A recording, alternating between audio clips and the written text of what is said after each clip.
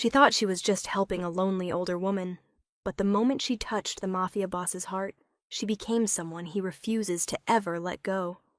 Before we dive into this story, make sure to subscribe. Rain tapped softly against the restaurant windows, the kind of rhythm that made the whole place feel slower, quieter. It was the mid-afternoon lull, only a handful of customers lingering over coffee and late lunches, when Nora spotted her. Table 7. An elegant older woman sat alone, dressed in a soft gray coat and pearls that looked antique rather than flashy. Her posture was perfect, her expression gentle, but her eyes darted across the menu with growing frustration.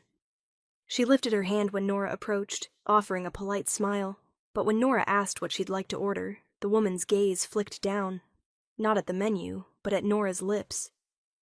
There was confusion there, then strain, then a tremble of embarrassment. "Would you like a moment?" Nora asked softly. The woman didn't respond. Not right away. Instead, she pressed 2 fingers lightly to her ear and shook her head. "Oh!" Nora felt her breath catch. She recognized the gesture instantly.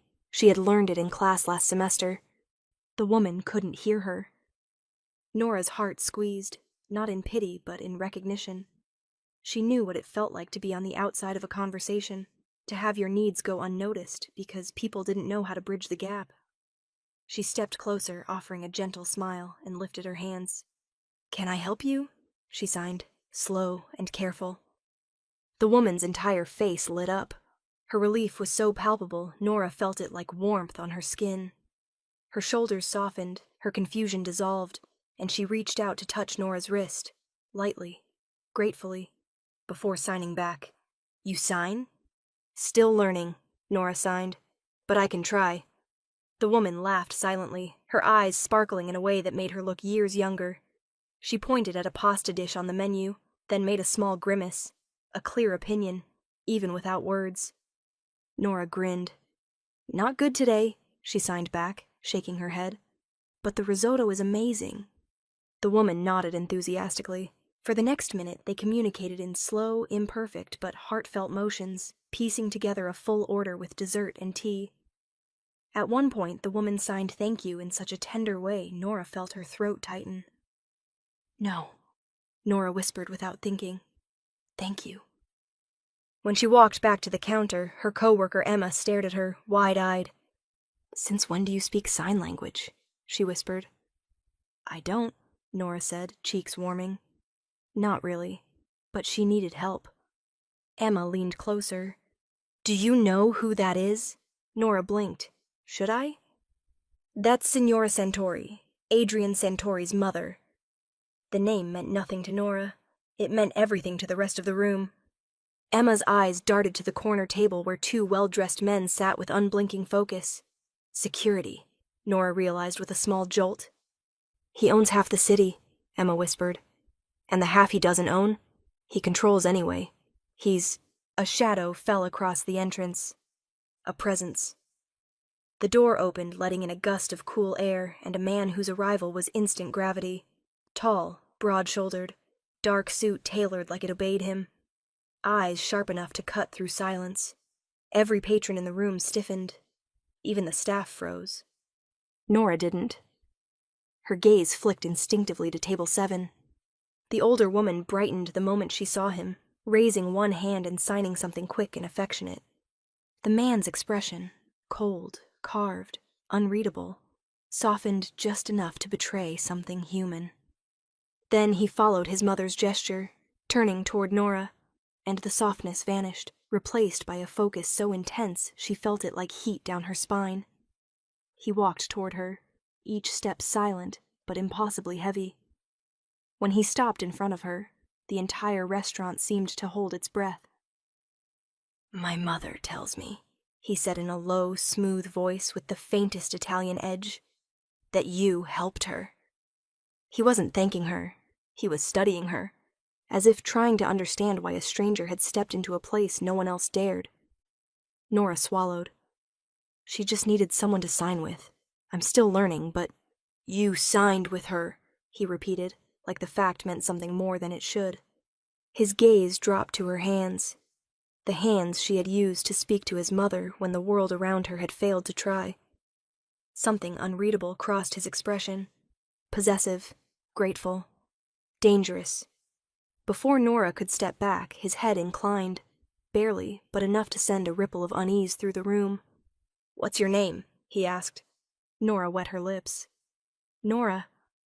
"Thank you, Nora," he said quietly, "for seeing her." Her breath hitched. Not for helping her, not for serving her, for seeing her. And as he walked back to his mother's side, Nora didn't realize yet that one small kindness had shifted the course of her life. But Adrian Santori knew, and he wasn't taking his eyes off her again.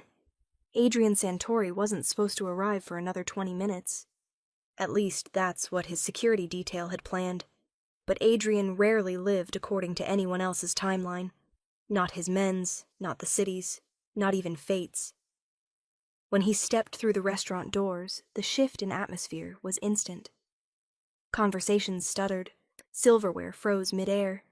Even the hum of the espresso machine seemed to hush itself.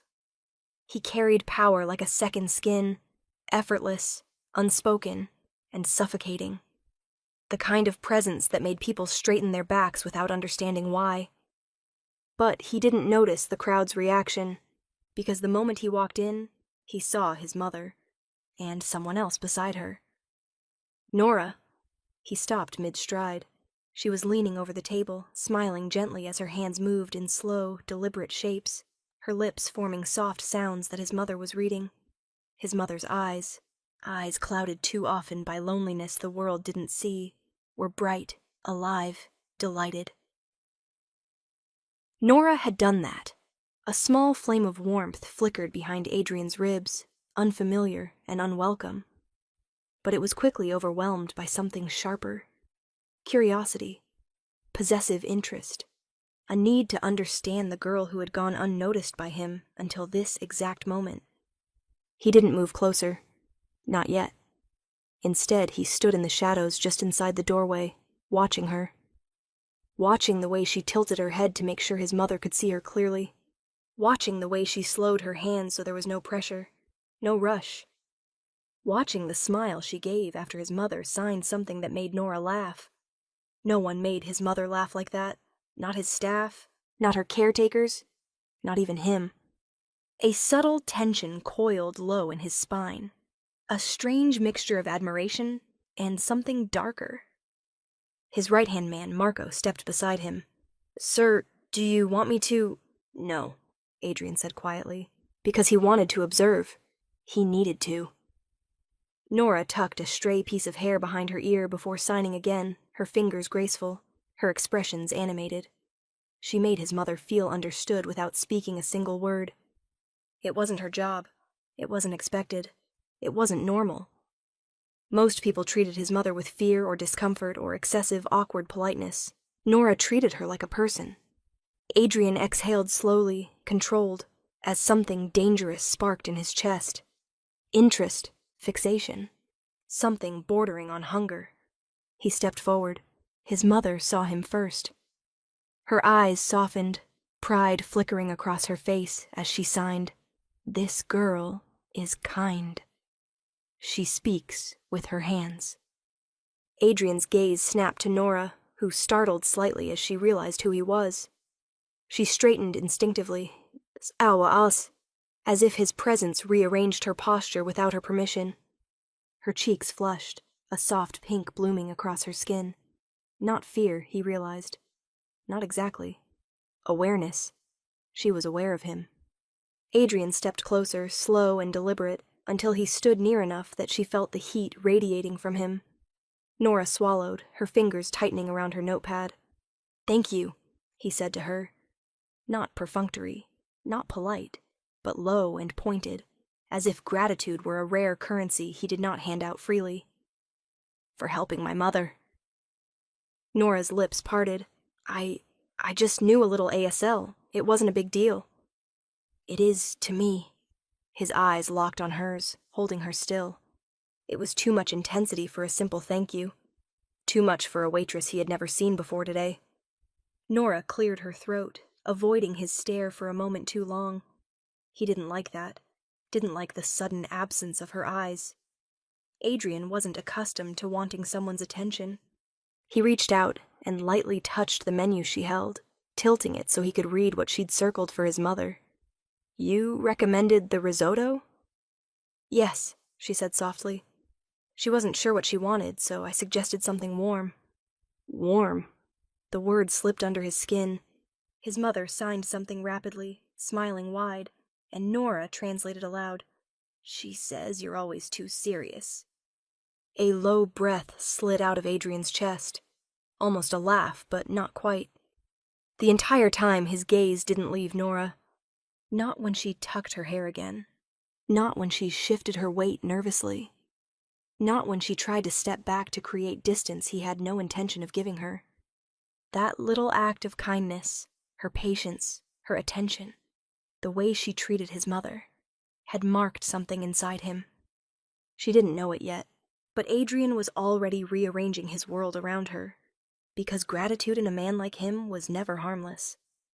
And the moment he saw her hands signing for his mother, he knew one thing with startling clarity. He was not letting this girl disappear from his sight. Nora had seen rich men before. Arrogant ones, bored ones who treated the staff like part of the furniture. But she had never seen a man like Adrian Santori. Not because of the power that seemed to radiate off him like heat. Not because the entire restaurant held its breath the moment he walked in. Not even because 2 security guards subtly adjusted formation the instant he approached her. It was the way he looked at her, focused, measuring, unnervingly intent, as if she had just stepped onto a stage she didn't know existed, and he was the only one in the audience. Nora tried to retreat, to put some distance between herself and the intensity of that gaze. But Adrian stepped forward at the same time, effortlessly reclaiming the space she'd attempted to free. "Your name is Nora," he said quietly, like he was committing it to memory rather than asking. She nodded. "Yes, sir." "Don't call me sir." His voice dipped lower. "It makes me feel old." Nora blinked, startled by the faint curve of a smile at the corner of his mouth. Something softer, almost warm. The other servers froze mid-task, eyes darting toward the interaction. No one had ever seen Adrian Santori smile at staff. He didn't smile at anyone, according to rumor, but Nora didn't know that. She just knew her pulse wouldn't steady. Sorry, she said, fumbling. "I didn't mean—" "You were respectful," he said. "Respect doesn't bother me." He paused, eyes dragging slowly over her face. Not in a predatory way, but in a way that made heat rise under her skin. As if he was memorizing the exact shape of her, storing every detail like ammunition. "But your kindness," he added softly, "that did something." Her breath stalled. "My mother doesn't trust easily," Adrian continued, "and she doesn't smile for strangers." Nora's gaze flicked to Signora Santori, who waved at her with a delighted grin that made Nora smile back instinctively. "She made it easy," Nora murmured. "No," Adrian corrected. "You did." Something shifted then. His gratitude wasn't gentle. It wasn't sweet or simple. It was heavy, carrying weight, intention, promise. The kind of gratitude that came from a man who didn't forget anything, who didn't owe lightly. And Nora felt it, like the brush of a hand on her spine. He leaned in just a fraction. Not close enough to overwhelm, but close enough for her to feel the warmth of him, the control wrapped under that suit, the storm beneath the calm surface. "I don't say thank you often," he murmured, "but you earned it." Nora swallowed. "I just wanted her to feel comfortable." "And you did," he said, "more than anyone else in this room could have." The staff stiffened, some shrinking, some glaring. Adrian didn't spare them a glance. His focus was solely, entirely, unnervingly on her. She stepped back, flustered. "I should go put in her order." Adrian didn't move. His gaze followed her retreat, slow and deliberate, like a hand sliding down her spine without touching her. "Remember something, Nora," he said, voice deep enough to vibrate the space between them. "No act of kindness goes unnoticed by me. Her heart thudded so hard she felt faint. "And none," he added, eyes narrowing slightly, "goes unpaid." The statement should have scared her. A man like Adrian Santori repaying debts was not gentle business. But the way he said it, the way his voice softened just a fraction when he looked at her hands again, the hands that had signed so patiently for his mother, sent a shiver through her that wasn't fear. Possessive, interested, claiming. He wasn't thanking her. He was marking her. And as Nora hurried toward the kitchen, trying to steady her breath, Adrian watched her go with a look that made his men exchange glances. Because their boss never looked at anyone like that. But he wasn't hiding it. Not from them. Not from the room. And not from Nora anymore. She had stepped into his mother's world with kindness. And without knowing it, she had stepped directly into his. Nora's shift ended long after sunset, the sky washed in deep navy and the streets damp with the lingering smell of rain. She wrapped her coat tighter around her, and he told herself to stop thinking about Adrian Santori. His eyes, his voice, the strange weight of his attention. She had helped his mother, nothing more. People like him didn't think twice about people like her. That was what she told herself. She believed it. Almost. Her apartment building came into view, a narrow brick complex wedged between a laundromat and a shuttered bakery. It wasn't pretty, but it was hers. Small, quiet, predictable. So when she turned the corner and saw a sleek black SUV idling in front of her gate, its headlights off, its windows tinted dark, her stomach dropped. No one with a car like that came to a neighborhood like this. Nora slowed her steps. Maybe they were lost. Maybe it had nothing to do with her. Maybe... The passenger door opened before she could finish the lie. A man stepped out. Broad shoulders, sharp suit, eyes too alert for someone waiting casually. Another emerged from the driver's side, equally imposing, equally unreadable. "Nora Hale?" the first man asked, his tone polite but completely void of warmth. Nora's pulse spiked. "Who wants to know?" "Adrian Santori sent us." She froze. No, this wasn't happening. He couldn't have... For what? She demanded, hugging her bag to her chest. "I already helped his mother. I'm not involved with him." The man exchanged a look with the driver. Something silent, something that made Nora feel like she was missing a critical piece of information. "He asked us to make sure you got home safely," the man said. "Standard procedure." Standard procedure? For who? Mafiosos with mothers who needed help ordering risotto. "I don't need an escort," Nora said quickly. "Thank you, but I'm fine. Really." The driver stepped closer, not threatening, but steady, immovable. "It wasn't a request." Nora's heart kicked hard. "I don't want any trouble." "You don't have trouble," the driver replied. "You have his attention." The way he said attention made her entire body go cold. She took a step toward her building, but the first man moved subtly, blocking the entrance. Not aggressively, simply standing where she needed to pass, making it clear she wasn't walking around the situation. "Miss Hale," he said calmly, "we stay, or other people come." "What other people?" she whispered. "The kind you don't want knocking on your door at night." Her throat tightened. She wasn't sure if they were threatening her, or warning her. Maybe both. "You were seen with his mother," the man continued. "That makes you visible. People pay attention to anything involving the Santori family." Nora felt her knees weaken. "I didn't ask for any of this," she whispered. "We know," he said. Not unkindly, almost sympathetic. "But you're in it now." A car down the block drove by slowly. Too slowly. The second guard shifted, his hand drifting toward his jacket in a way that told Nora exactly what was hidden there. Fear prickled across her skin. If these men left, if Adrian hadn't sent them, then whoever else was watching. She inhaled shakily. "So what do you expect me to do?" "Let us do our job," the driver said simply. "We stay outside. We drive you to and from work. We keep eyes on the building. Nothing changes for you except that you're safer." "And if I say no?" The man held her gaze. "You won't. Oi." It wasn't arrogance. It was certainty. Certainty that the alternative was worse. Nora exhaled, shaky and reluctant. Fine. But only tonight. I'll tell Mr. Santori tomorrow that this isn't necessary. Neither man reacted. Neither agreed. Because they already knew what she didn't. Adrian Santori did nothing temporarily.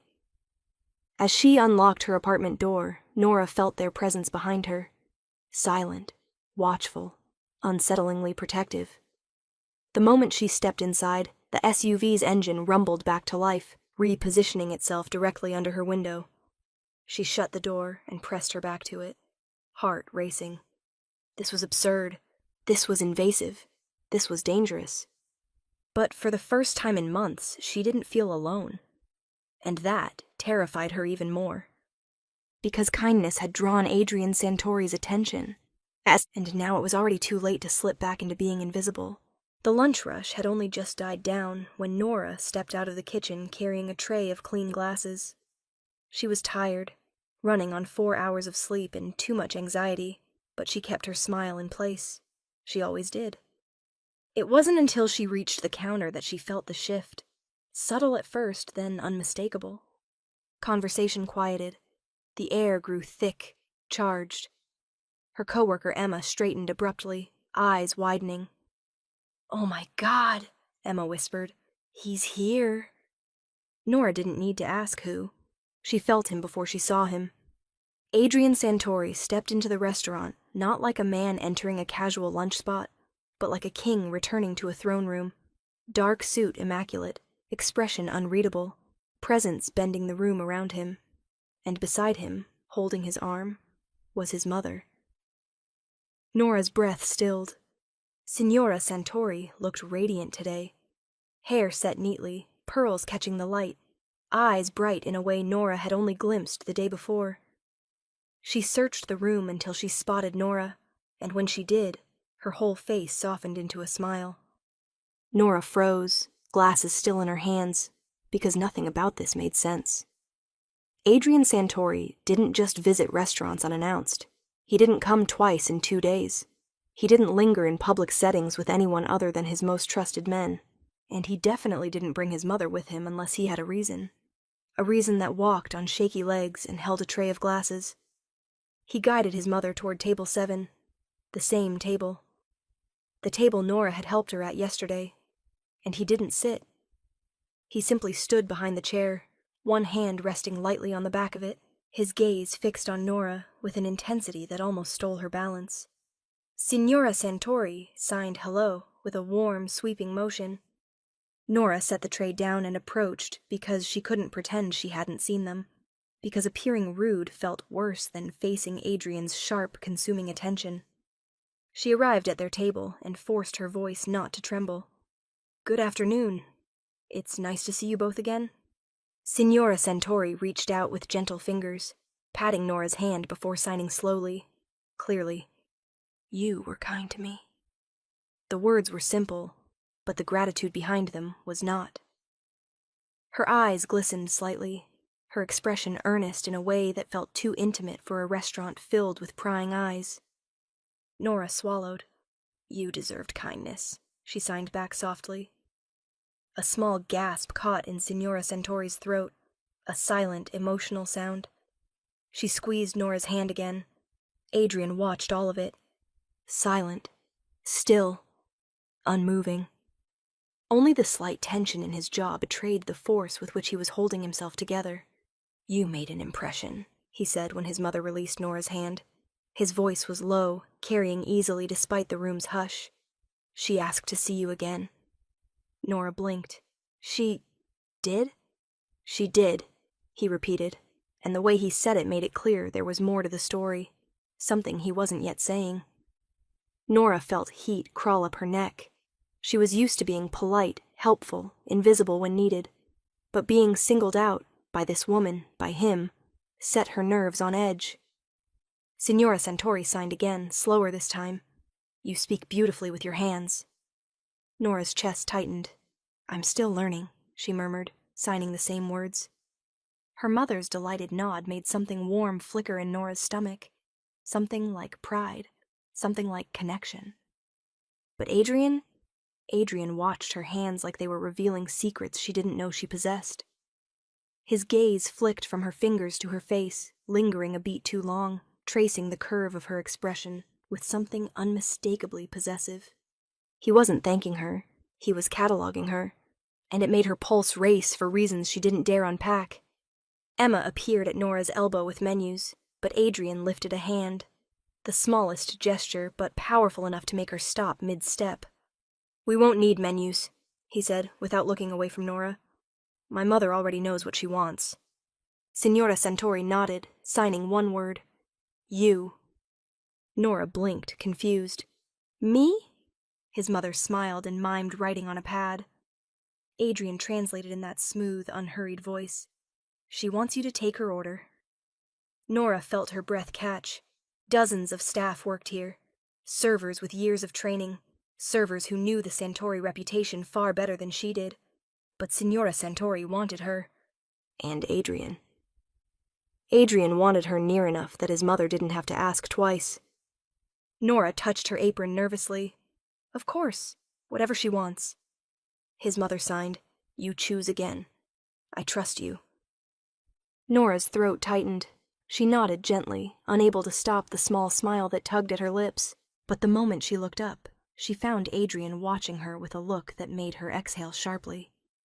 Not gratitude, not courtesy. Something darker.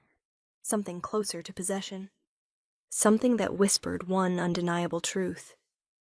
Nora had done more than help his mother. She had stepped into Adrian Santori's orbit, and he had no intention of letting her drift out again. The rain had started as a mist, a soft drizzle that clung to Nora's hair and eyelashes as she walked the long blocks toward her apartment. She hugged her thin coat tighter around herself, the streetlights casting yellow halos across the wet pavement. She should have taken the offer. Adrian's men had lingered outside the restaurant again, the same two who insisted she text if you need a ride. She didn't text. She didn't want to depend on him. She didn't want to feel indebted to a man whose shadow stretched across the entire city. But halfway home, she regretted it. A set of footsteps trailed behind her, slow at first, then faster, matching her pace. She tried not to panic, but the hairs on her arms rose, her heartbeat stumbling into an uneven rhythm. She crossed the street. The footsteps crossed too. Her breath quickened. She reached for her phone, but a hand shot out of the alley beside her, grabbing her elbow hard enough to twist her off balance. "Hey," a voice slurred, breath reeking of alcohol. "Where you going in such a hurry, sweetheart?" Nora froze, cold dread flooding her chest. She tried to pull away, but the man tightened his grip, dragging her closer. His fingers dug painfully into her skin. "Let go," she whispered, voice shaking. "Please, I don't..." "Don't what?" he sneered. "Don't want company? Too bad." His other hand reached toward her waist. A shadow detached from the darkness behind them. Silent, purposeful, deadly. Before Nora could scream, the man was yanked off her so violently he flew backward and slammed into the brick wall. He choked on a breath, stunned and gasping. Adrian Santori stood between them. No coat, no hesitation, no trace of the calm, controlled man she'd met in the restaurant. Cold fury radiated off him in waves, and emotion sharpened into something lethal. In the dim streetlight, he looked like a nightmare carved into human shape. The man tried to stumble to his feet. I didn't know she was..." Adrian moved without a word. One hand fisted the stranger's shirt, slamming him back against the wall. The crack echoed through the alley. The man's breath hitched, a whimper caught in his throat. "You put your hands on her," Adrian said, voice almost gentle. The softness made it worse, because underneath it rippled pure, bone-deep violence. "You thought you could touch her and walk away." I didn't..." A sharp, brutal punch cut off his plea. The man crumpled to the ground, coughing, wheezing. Nora's heart pounded against her ribs as she watched, frozen. She had heard rumors, everyone had. The stories of Adrian Santori's ruthlessness, his efficiency, the quiet way he erased threats. But seeing it, Seeing him like this was different. Terrifying. Real. He wasn't the composed man who translated for his mother. He wasn't the man who watched Nora with quiet curiosity. He was the monster the city feared, and he'd appeared the second she was in danger. Adrian lifted his hand again, ready to strike, to end it. But something in Nora snapped. "Stop!" she cried. Her voice cracked through the alley like a gunshot. Adrian froze. He didn't look at the man curled on the ground. He looked at her. Slowly, his chest rose and fell, as if he were dragging air back into lungs that had been filled with rage. Then he stepped back, letting the stranger slump sideways. For one horrible second, the only sound was the patter of rain. Then Adrian turned toward her, and the violence drained from his expression so fast it almost made her dizzy. He crossed the space between them in 3 strides. "Nora," he murmured, his hands rising, but not to touch her face, not to pull her close. Instead, he gently took her wrists, turning her palms upward, then her fingers, his brows tightening. "Are you shaking?" She stared at him, stunned. You were about to kill him." His jaw clenched. "He laid hands on you." "That doesn't mean—" "It means everything." His thumb brushed the inside of her wrist, feeling her pulse. Fast, unsteady. He inhaled slowly, as if grounding himself with the rhythm of her heartbeat. "I need to know you're not hurt," he said quietly. "Tell me where he touched you." "This isn't normal," she whispered. What you just did." "No," he agreed softly, meeting her gaze with something frighteningly sincere. "It isn't normal. Not for most men." His fingers traced the faint red mark on her arm, rage flickering in his eyes again before he controlled it. "But I'm not most men," he murmured, "and you're not someone I allow to be harmed." Her breath caught, because beneath all the danger, beneath the violence and the fury, there was something else in his voice. Something that terrified her more than the shadows around them. He cared. He cared too much, and there was no going back from that. The walk from the alley to Nora's apartment should have taken 5 minutes. With Adrian beside her, it felt like crossing a fault line, every step echoing with the knowledge that nothing between them was simple anymore. He didn't touch her. Not her arm, not her back, not even the sleeve of her coat. But his presence pressed against her like a force field. Every inch of him coiled with restrained fury. She could feel it radiating off him, thickening the air, making the night feel smaller somehow. When they reached her building, Adrian didn't stop at the sidewalk. He followed her up the steps, past the flickering light bulb the landlord still hadn't bothered to replace, and into the narrow hallway that smelled faintly of old paint. Nora fumbled with her keys, her fingers still unsteady. "Let me," Adrian murmured. He didn't wait for permission. His hand covered hers, warm and steady, guiding the key into the lock with precise gentleness that contradicted the violence she had witnessed minutes earlier. The door swung open, but Nora didn't step inside. She turned to face him, the fear and adrenaline still spiking through her veins. "You shouldn't be here," she whispered. Adrian leaned one shoulder against the doorframe, his expression unreadable, except for the simmering intensity in his eyes. "I should be anywhere you're not safe," he countered. "That's not—" Her breath hitched. "Adrian, I don't want to drag you into my life." His gaze darkened, not with anger, but with something frighteningly resolute. "You didn't drag me anywhere. I walked into it the moment you helped my mother." She shook her head. "I didn't do anything special." "You did everything special," he said quietly. "Do you understand how rare it is for someone to show kindness without motive? To treat her like a woman instead of a burden? To speak to her in a language most people don't bother to learn?" Nora swallowed. Hard. He stepped closer, not touching her, but close enough that she felt the heat of him, close enough that she had to tilt her chin to meet his eyes. "You earned my loyalty the moment you sat beside my mother and made her feel seen," he said. "Anyone who touches my family earns that from me." His voice softened, becoming something both tender and terrifying. But anyone who touches you earns my wrath. The words slammed into her, heavy with implication. Nora's lips parted, but no sound came out. Because in that sentence she heard everything he wasn't saying. I consider you mine. I protect what's mine, and the world will learn that you are no longer unprotected. Nora's heart thudded painfully. I'm not your family. Adrian's breath left him on a quiet, almost amused exhale, not mocking her, but softening something sharp inside him. That's where you're wrong. He lifted a hand, slowly, cautiously, as if touching her required more restraint than violence ever had. His fingers brushed her cheekbone, the barest graze, warm and reverent.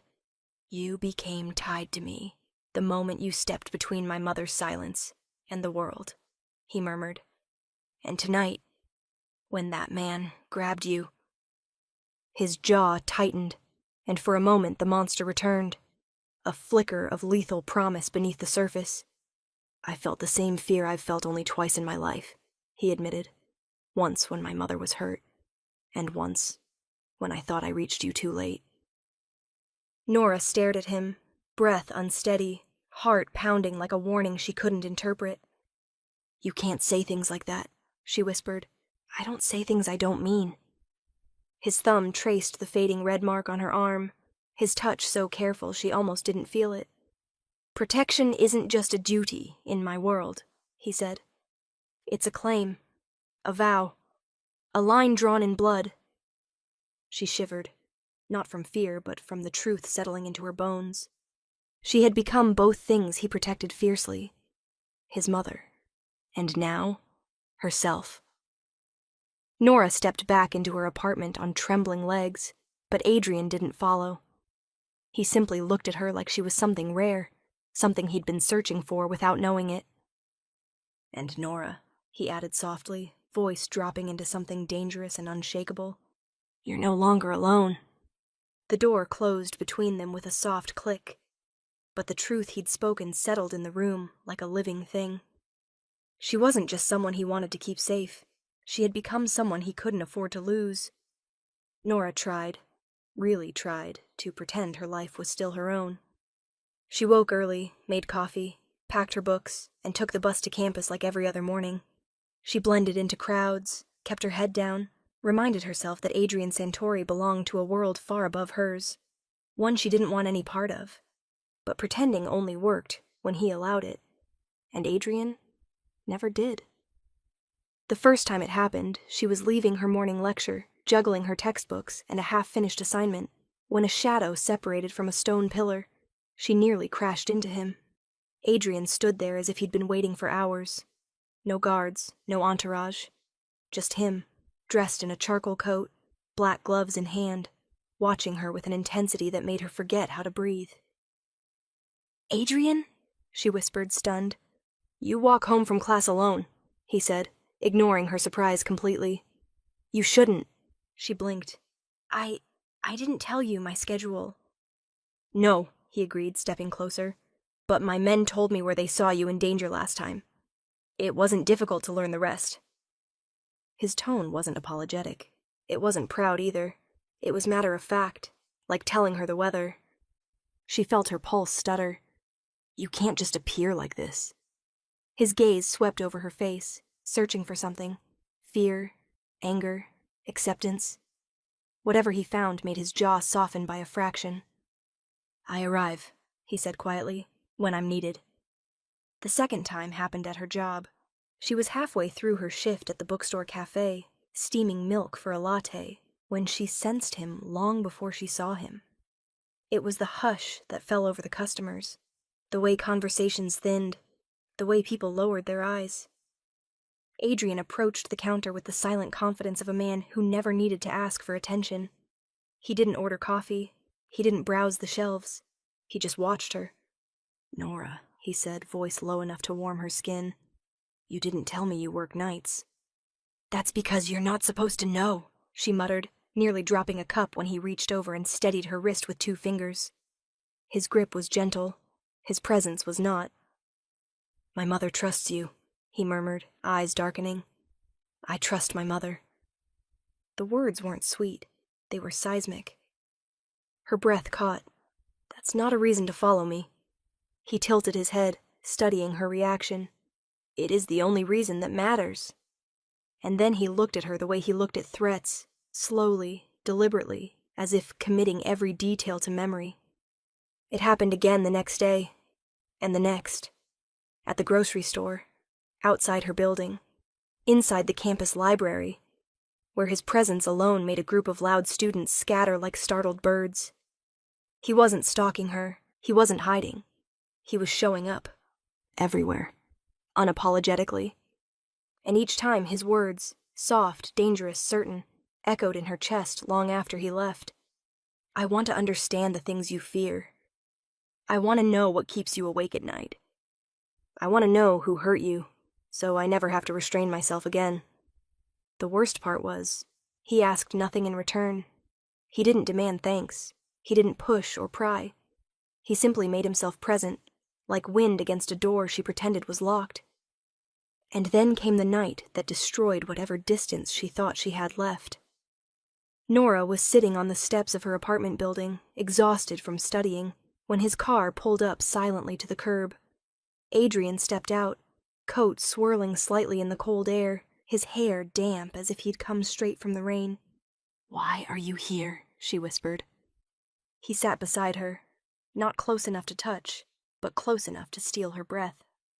"Because you looked tired," he said, "and because my mother asked about you today." Nora turned her face toward him, startled. "She did?" His eyes softened in a way she rarely saw, a warmth that made something deep in her chest twist. "She liked you long before I did," he said quietly. "She sees things clearly." Nora swallowed hard. And what exactly does she see? His answer came without hesitation, without shame, without softness. "She sees the woman I've chosen to protect." She stood abruptly, overwhelmed. "Chosen? Adrian, I never—" He rose with her, his voice a dangerous murmur. "I don't hide what I want, Nora. And I don't lose what I protect." Her heart thundered painfully. This is obsession." "No," he corrected gently, stepping closer. "This is certainty." And when he brushed a raindrop from her cheek, barely a touch, barely anything at all, her knees nearly buckled. Because for the first time she realized something terrifyingly true. Even if she ran, Adrian Santori would always arrive first. The day began like any other, quiet, gray, forgettable. Nora had taken the morning off classes to help Signora Santori with errands, something Adrian's mother insisted on with warm smiles and gentle hand squeezes. The older woman moved slowly but gracefully through the small Italian market, her fingers tracing baked goods, her eyes lighting up when she found Nora signing, "Do you like these?" It felt normal, soft, human, a rare calm in a life that had become anything but. But calm never lasted long around Adrian Santori. They were leaving the bakery when Nora heard it. A car door slamming too quickly, footsteps approaching too fast, voices sharp with intent rather than conversation. Her pulse stuttered.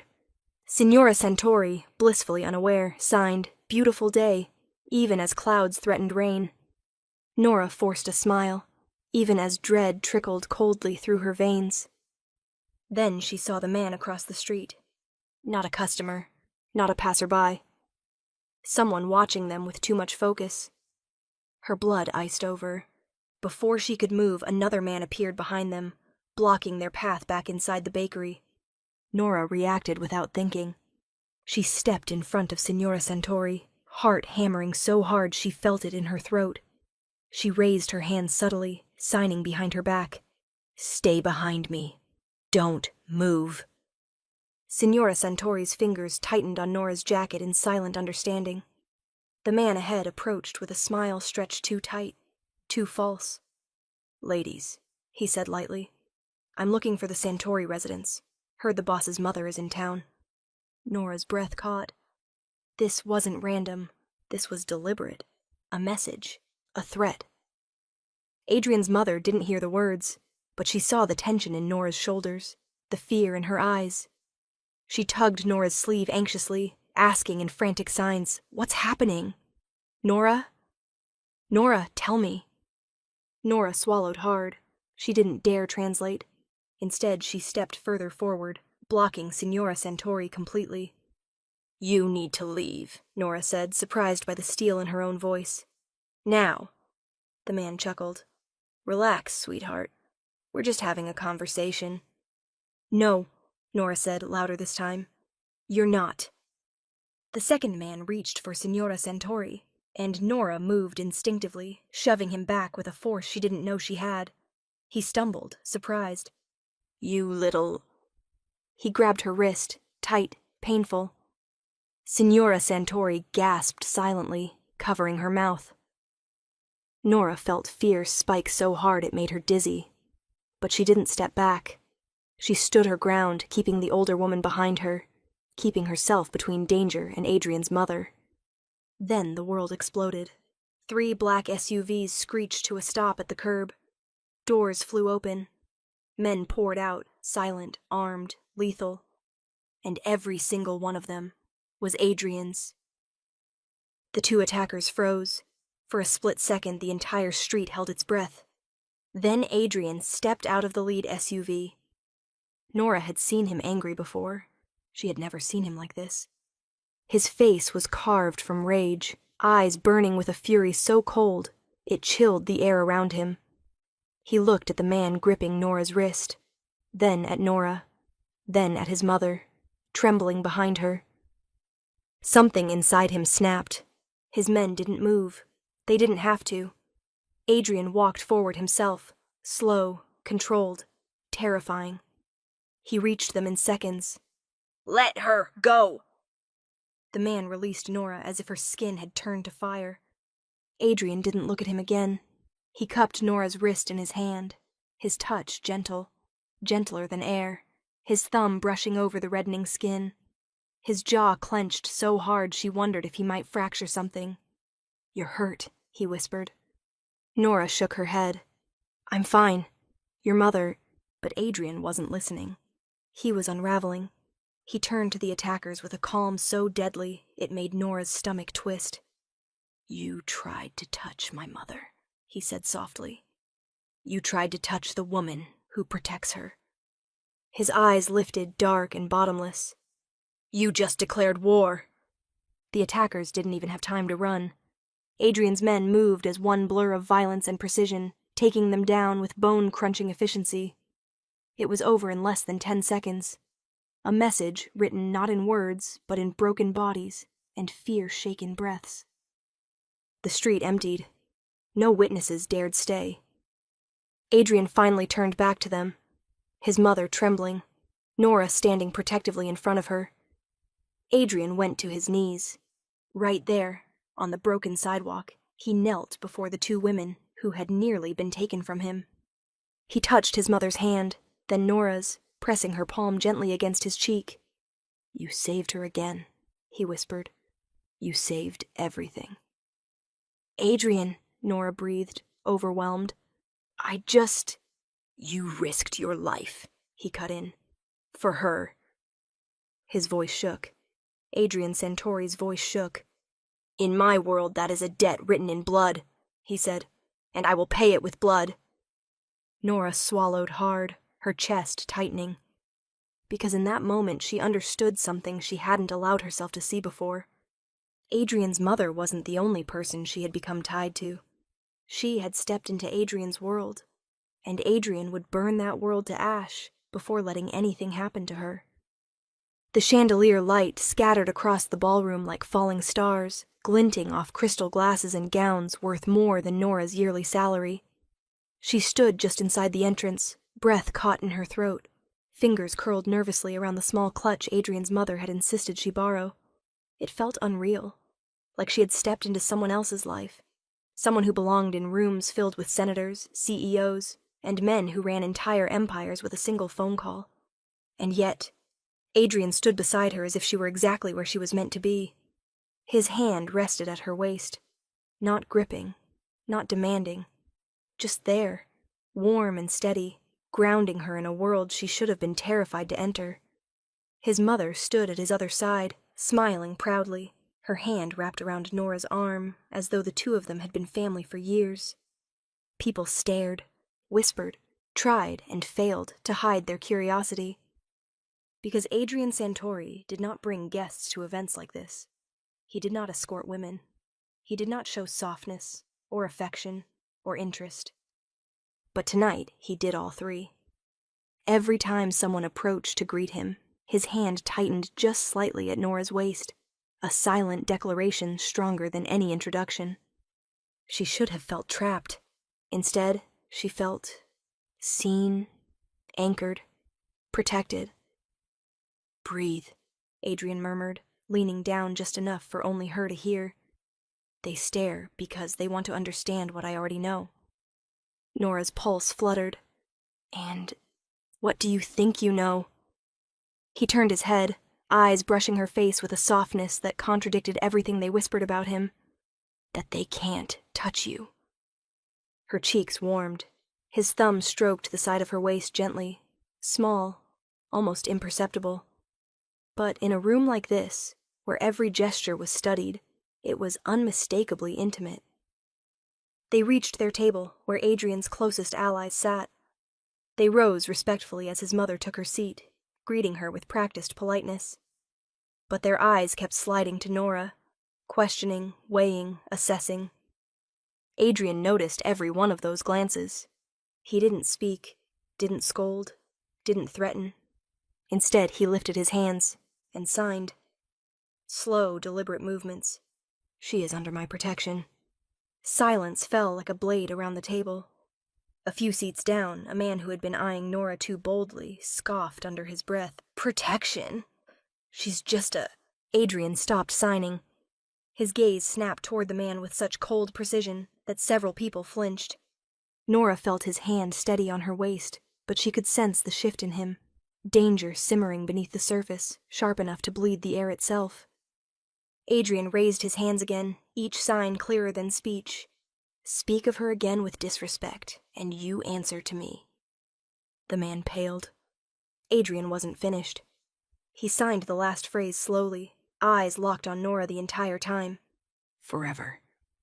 A whisper rippled through the room, some in awe, some in fear, some in envy.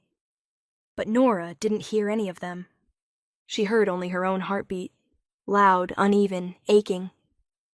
Adrian lowered his hands and turned fully toward her, his expression softening, as if the world around them had fallen away.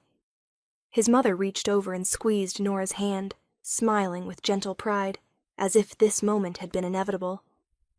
"You don't have to stay," Nora whispered shakily. "You don't have to say things like that." "I don't say things I don't mean," Adrian replied. "And I don't offer protection lightly."